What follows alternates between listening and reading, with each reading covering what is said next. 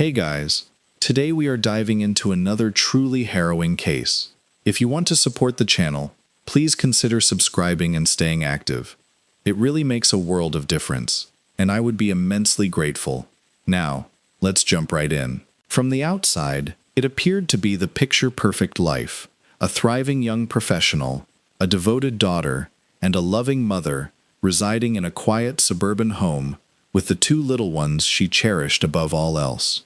Everything on the surface radiated peace and harmony, yet beneath that serene facade lurked a suffocating reality of fear, exhaustion, and a silent, unspoken pain.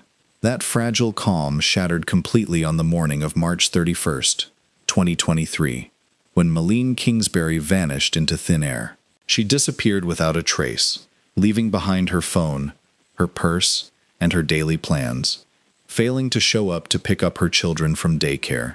What initially seemed like a bizarre misunderstanding quickly spiraled into absolute terror, plunging a tight-knit community into a living nightmare within days. Born on June 1, 1996, in Minnesota, Molen was the youngest of three siblings. From an early age, her vibrant spirit, infectious energy, and relentless curiosity set her apart. Growing up in the town of Farmington, she was enveloped in warmth and encouragement, a strong support system that persisted even after her parents divorced and built new lives.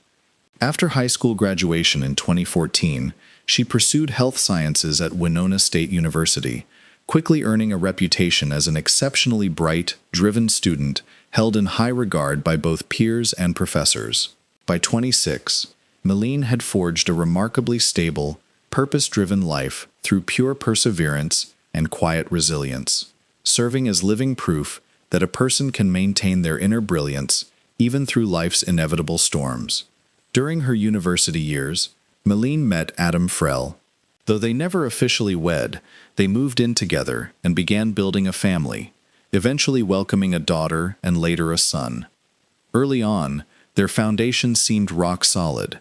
Adam presented himself as a supportive partner, even putting his own career and education on pause when their daughter was born, so Molen could finish her degree, a sacrifice many viewed as a testament to his dedication. However, the arrival of their second child marked a dark shift in their home dynamics. Tensions flared, amplified by the onset of the pandemic when Adam lost his job. Suddenly, the entire financial burden fell solely on Molen. She took on the crushing weight of working full-time as a clinical research coordinator at Mayo Clinic, while simultaneously pursuing her master's degree at the University of Minnesota, all while remaining the primary caregiver for their 5-year-old daughter and 2-year-old son. Despite the immense pressure mounting on her shoulders, Molen carried the load without complaint. Family members frequently observed that Adam contributed virtually nothing to raising the children or managing the household. Those closest to Molen revealed that every single chore and parental duty rested squarely on her shoulders, leading her to confide that she felt entirely isolated and overwhelmed in the relationship. Even Adam's own relatives conceded that he lacked initiative, showing little willingness to carry his fair share of their shared life.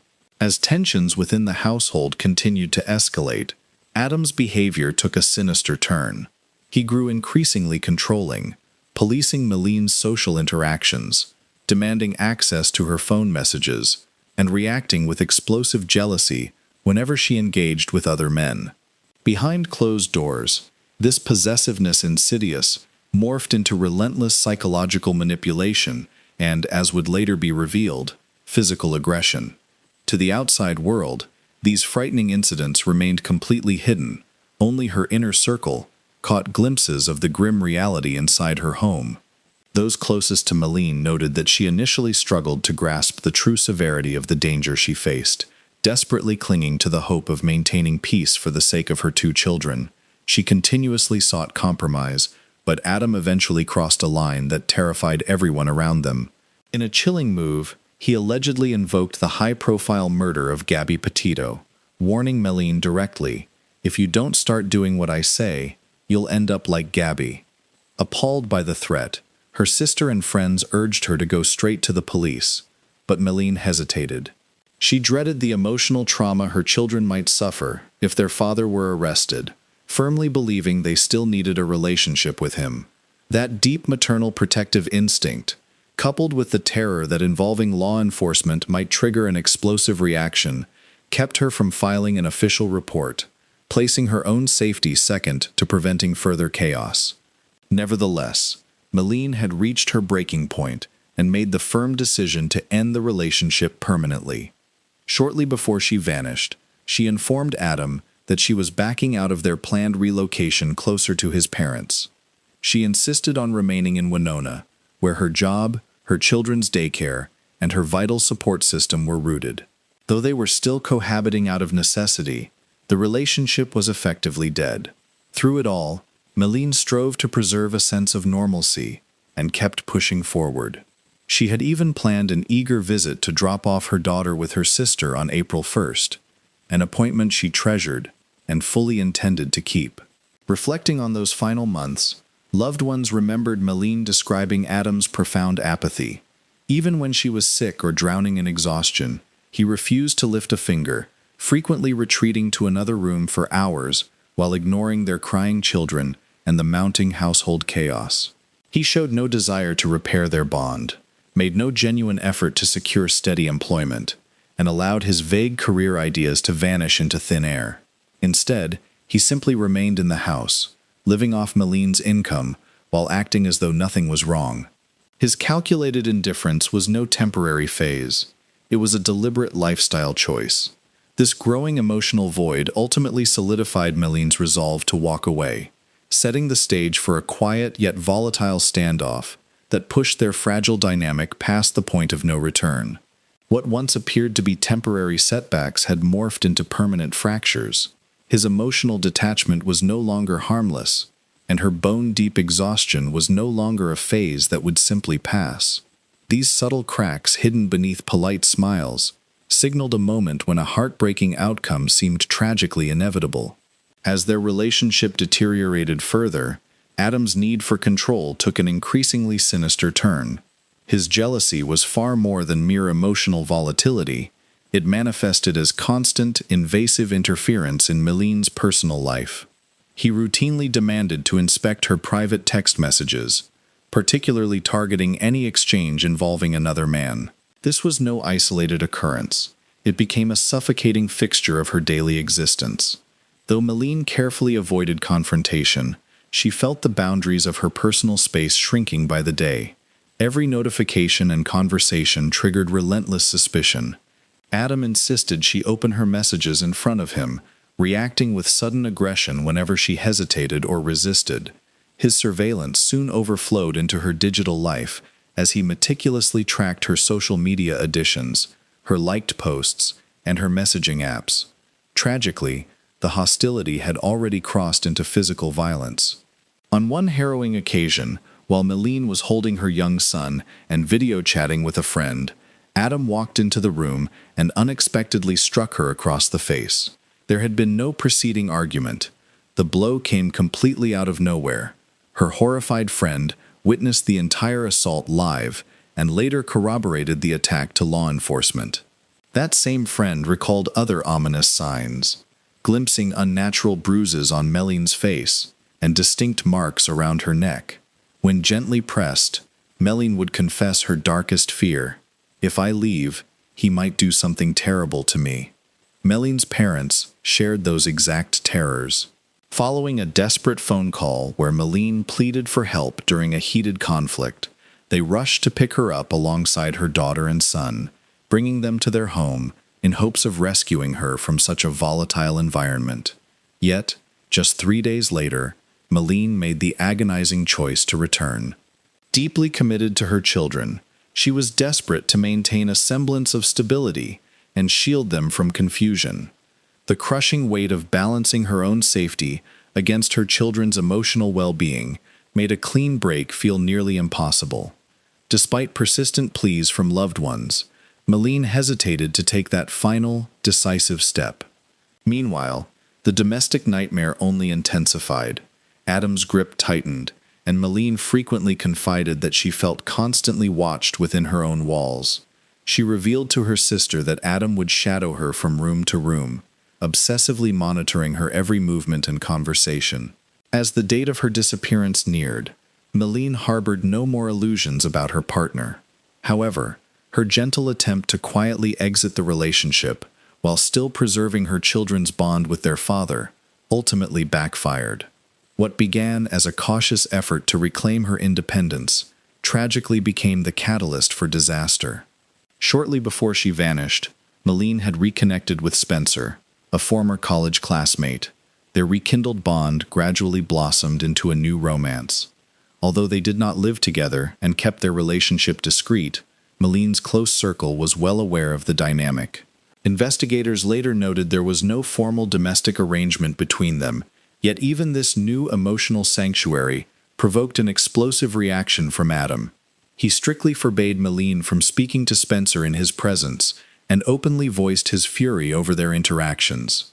Sensing the mounting danger, Molen felt forced to conceal her growing independence, proceeding with extreme caution as she delayed telling Adam about her changed moving plans and confided only in her most trusted confidants. She went so far as to plead with her mother and sister to keep the matter strictly confidential, terrified that a careless slip of the tongue might reach Adam's ears.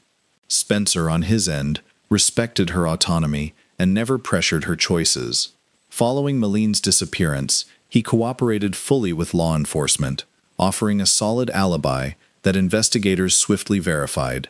No evidence ever linked him to her sudden vanishing.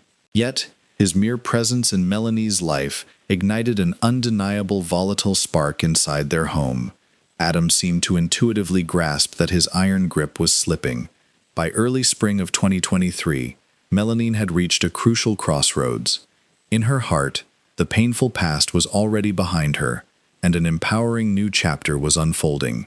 Her choice to walk away from Adam came as no shock to her family, though she had deliberately delayed making it official until the moment felt safe. Her terror of Adam's unpredictable temper was far from an overreaction. She simply could not trust him. This deep mistrust forced her to keep her exit strategy shrouded in absolute secrecy until the final second. Her plan to leave quietly, yet permanently, was the culmination of a grueling emotional journey, leaving her standing bravely on the threshold of a fresh start. On the morning of Friday, March 31st, 2023, Molen followed her ordinary routine. She and Adam dropped off their young daughter and son at daycare, with surveillance footage capturing the couple arriving together around 8 a.m. They escorted the children inside, walked out, and returned to their residence. According to Adam's account, Molen intended to complete some remote tasks before heading into the office, as she typically worked in person on Fridays. He claimed that upon returning home, he never saw her again. The final verified trace of Molen's activity occurred at 8:15 a.m., when she sent a brief, upbeat text message to her sister Megan, replying to a photo they had discussed the previous evening. The tone was warm and casual. Then, absolute silence descended. No further messages went out. No incoming calls were answered. That sudden digital dark period immediately alarmed her mother, Krista. After several unanswered calls, a growing sense of dread prompted Krista to contact Megan to ask if she had heard from Molen. Megan confirmed their brief early morning exchange, but noted she had received nothing since. She tried texting Molen herself, only to be met with dead air. Within their tight-knit family, going completely off the grid without warning was entirely out of character. Such behavior contradicted everything about Molen, a deeply devoted mother who was fiercely committed to staying connected with her loved ones. Recognizing that this was no mere distraction or missed call, Megan knew she had to take immediate action. Living in another city and unable to check on Molen directly, she reached out to Kate, a close friend living nearby, begging her to stop by the house. Kate immediately drove over. Upon arrival, she spotted Molen's minivan parked in the garage, a sighting that instantly amplified her fear. If her vehicle was still there while her phone went unanswered, something was gravely wrong. Kate knocked repeatedly on the front door, but the house remained dead silent. The interior lights were switched off, showing no signs of life. She dialed Molen's phone, again and again, hearing only endless ringing. The chilling realization that a tragedy might be unfolding rushed over her. Without hesitation, Kate contacted the Winona Police Department to request an urgent wellness check, explaining that Molen had been uncharacteristically unreachable all day, and emphasizing the severe, escalating tensions with her partner. That evening around 8:20 p.m., an officer arrived at Molen's residence to perform the requested check. He paced the perimeter, knocked firmly on the door, and peered through the windows. The family minivan sat idle in the garage, but no one answered. With no visible signs of forced entry or domestic disturbance, the officer contacted both the family and Adam. Adam claimed he had not seen Molen since that morning, adding that when she failed to pick up their children from daycare, he retrieved them himself and drove to his parents' home in Mabel, a town about an hour south of Winona. He appeared oddly unbothered and had made no attempt to notify authorities. Despite the family's mounting dread, the police declined to open an immediate missing person investigation, strictly adhering to a standard protocol requiring 24 hours to elapse before taking official action. This rigid bureaucratic delay left Molen's family agonizingly frustrated, as they repeatedly stressed that vanishing without a word contradicted everything about her nature. That first night yielded only agonizing uncertainty. There were no updates, no confirmed leads, and no answers from coworkers or friends. Her phone remained completely silent, with calls going straight to voicemail and tracking apps offering zero data. Every single clue pointed to one horrifying realization. Molen had not simply walked away, she had vanished into thin air. Once the 24-hour mark passed and a formal investigation launched, detectives immediately turned their focus toward Adam Frell. In his initial interview, Adam recounted their morning routine. After dropping off their daughter and son at daycare, they both returned home.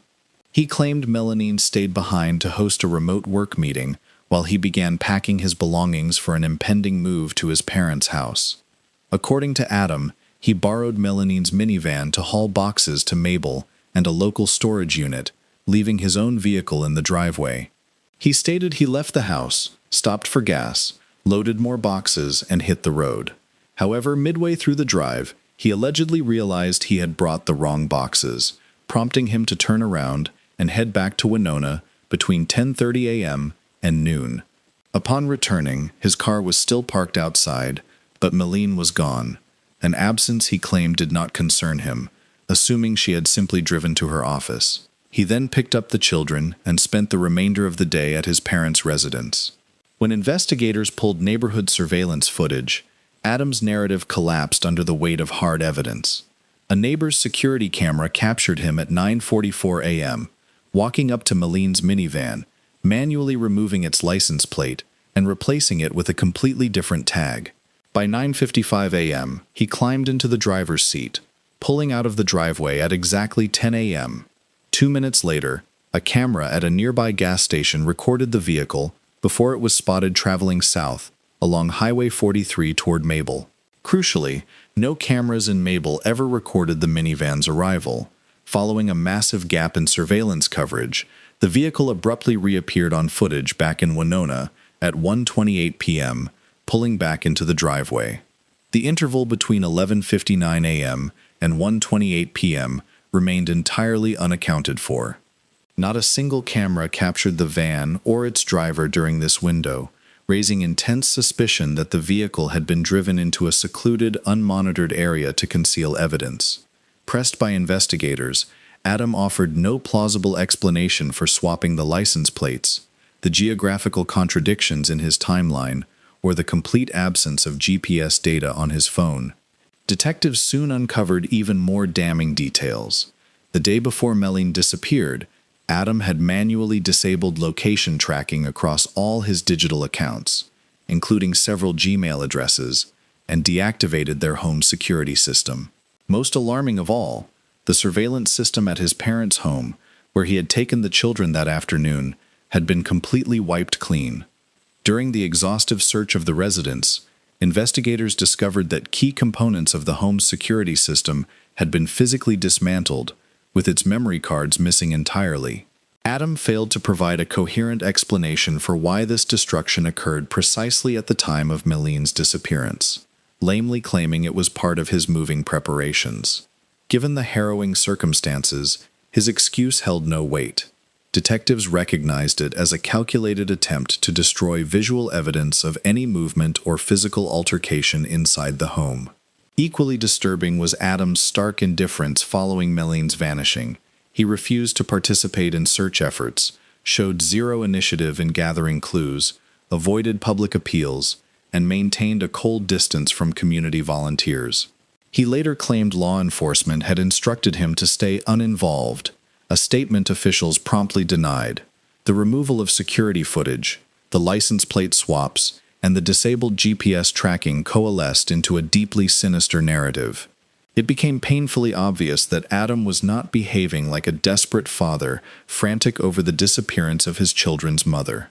Although formal charges were still pending, the investigative focus narrowed intently on him. On April 1, 2023, police executed a second search of the home Molen Kingsbury shared with Adam Frell. Inside, her daily life sat frozen in time. Essentials she would never willingly abandon remained untouched. Her used coffee cup and breakfast plate rested on the kitchen counter, and her jacket, the very one captured on daycare surveillance that morning, hung in the entryway. Her purse and cell phone were right in their usual spots. These intimate details confirmed that Molen had not departed on her own accord. She simply would not have left for work or any other destination without the vital items required for her career and daily communication. Furthermore, Mayo Clinic staff confirmed she never arrived for her scheduled in-person shift that day. Detectives also focused heavily on the garage, discovering that Adam had quietly swapped the minivan's license plates back to the originals the previous evening, unaware that neighborhood cameras had already captured his earlier switch. This manipulative maneuvering pointed directly to a deliberate plot to obscure his movements and stall identification. While forensic teams found no overt signs of a struggle or bloodstains, they uncovered unmistakable evidence of a cover-up. In the outdoor trash bin, officers recovered partially incinerated plastic and electronic components, which lab technicians later identified as laptop fragments.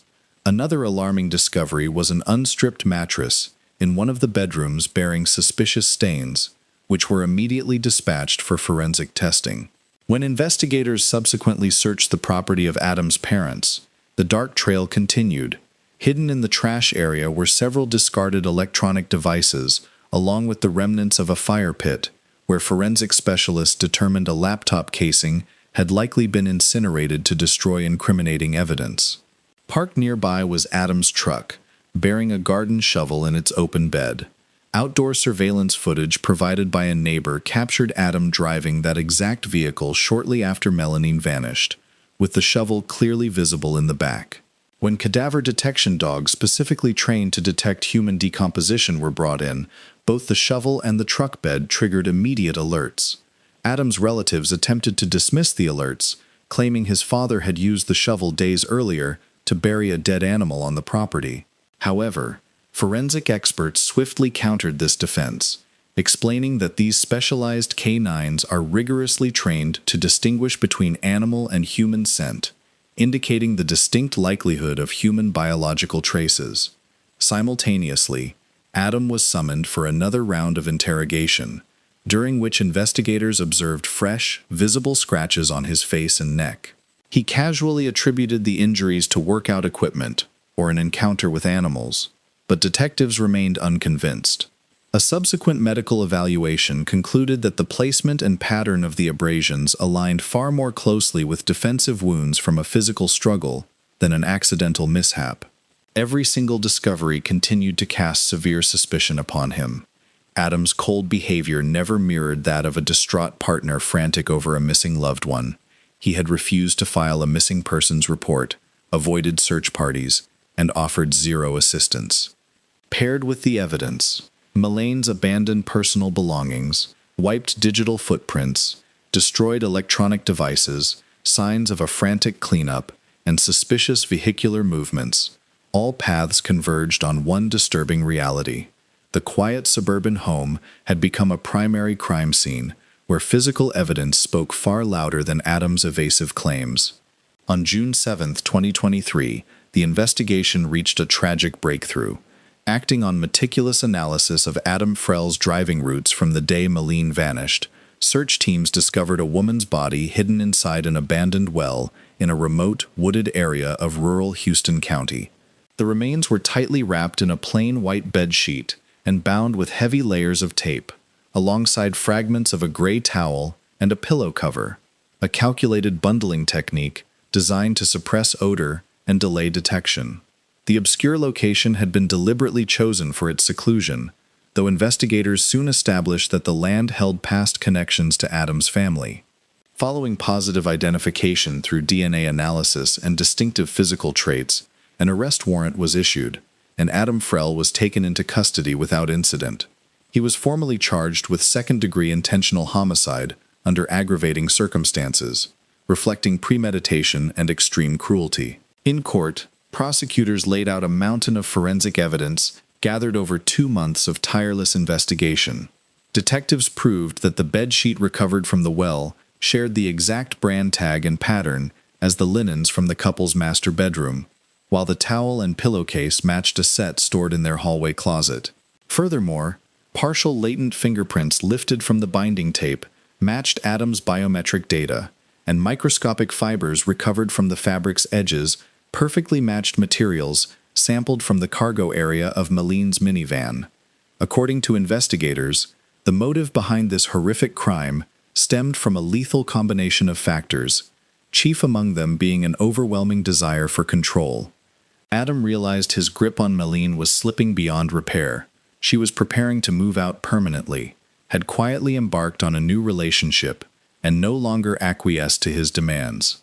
This complete shift dismantled the dynamic he had long forced upon her.